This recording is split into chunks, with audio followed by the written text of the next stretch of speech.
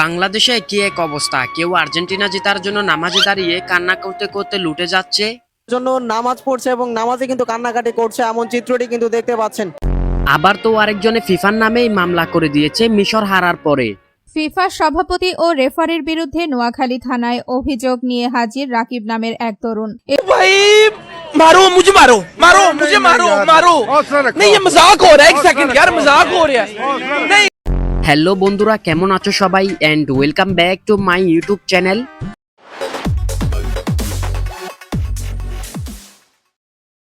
চ্যানেলে তো সবাই চলে আসছেন, কিন্তু ভিডিও যে কোন জায়গা থেকে শুরু করব সেটাই তো বুঝতে পারতেছি না। আসলে এত এত বিনোদন কোনটা রেখে কোনটা ধরবো সেটাই বুঝতে পারতেছি না। আচ্ছা সমস্যা নাই, যেখান থেকে ইচ্ছা সেখান থেকেই শুরু করে দিই।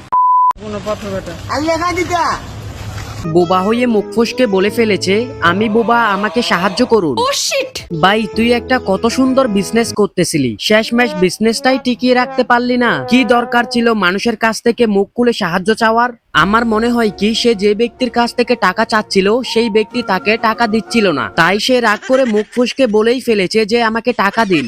আরে আমার অলৌকিক ক্ষমতা আছে, আমি উঠতে পারি। আমি উঠতে পারি প্রমাণ করতে গিয়ে মৃত্যু পুরোহিতের। প্রমাণ করতে গিয়ে পাহাড়ের চূড়া থেকে পড়ে মর্মান্তিক হলো এক পুরোহিতের।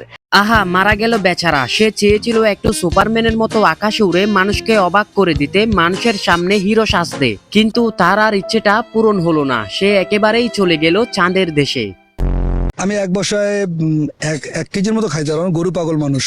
মানে আমি কিন্তু মানে আমি গরিব মানুষ, কিন্তু আমি সপ্তাহে 5 দিন আল্লাহর রহমত গরুর মাংস খাই, প্রচুর গরুর মাংস খাই। না না, সে গরিব মানুষ কিন্তু সপ্তাহে 5 দিন গরুর মাংস দিয়ে ভাত খায়। আবে কাইকে গরিব তুই, আমাকে একটু বল। বাংলাদেশে 1 কেজি গরুর মাংসের দাম 800 থেকে 900 টাকা। এখন আপনারাই বলেন, সে যদি সত্যি গরিব হয় তাহলে সপ্তাহে 5 দিন কেমনে গরুর মাংস দিয়ে ভাত খায়? আমি কবে শেষ গরুর মাংস খেয়েছিলাম সেটাই মনে পড়ছে, কুরবানির সময় খেয়েছিলাম শেষ গরুর মাংস।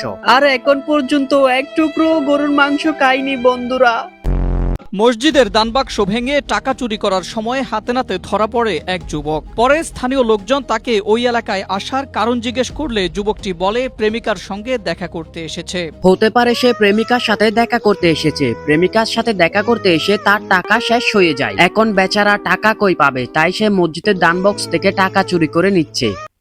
তার এই ভিডিওটা দেখার পর এখন প্রেমিকা আফসোস করবে, বলবে কোন হালার লগে প্রেম করলাম এতদিন, আমার এলাকায় এসে আমার এলাকার মসজিদ থেকে টাকা চুরি করে নিয়ে যাচ্ছে।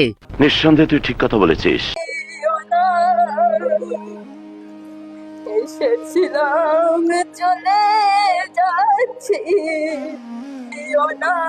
আচ্ছা এরা সবাই কি কান্না করতেছে সেজন্য মাথা নিচু করে আছে, নাকি তার গানটা সহ্য করতে না পেরে যন্ত্রণায় কানে হাত দিয়ে রাখছে?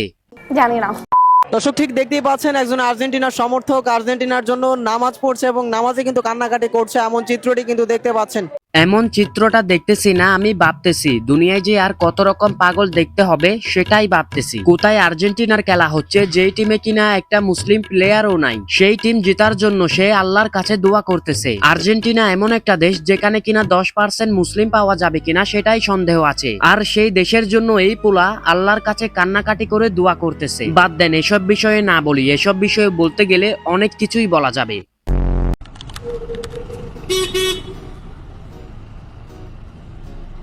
আমার মনে গাজা খোঁজে, গাজায় মনের দুঃখ বোঝে, তাই তো পড়াই।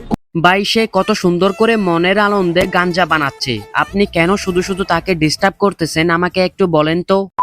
স্থানীয় শিক্ষা ব্যবস্থার মান কোথায় গেছে একবার ভাবুন। নোয়াখালীর হাতিয়ায় 7ম শ্রেণীর এক শিক্ষার্থী পরীক্ষার খাতায় স্যারকে আব্বু ডেকেছে।